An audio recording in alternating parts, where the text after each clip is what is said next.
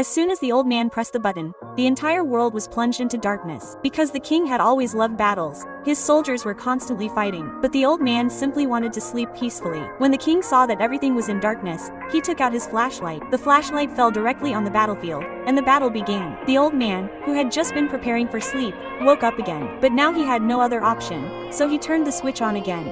He turned the shower head towards the world. As soon as the water began to fall, a heavy downpour began. Soon, a flood began, and slowly the entire world began to submerge. The old man thought he would be able to sleep peacefully, but the king immediately commissioned a submarine, and within a short time, the old man was awakened by the noise of battle. Although the battlefield had now turned to water, the fighting was still going on. Seeing this, the old man quickly got up and tried to pull a chain.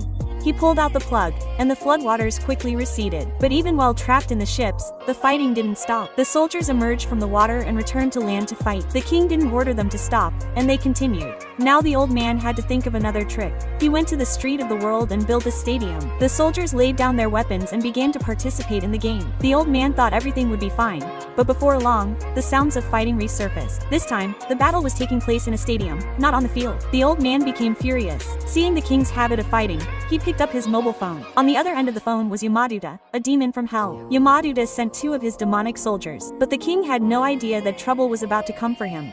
He was still busy continuing the fight.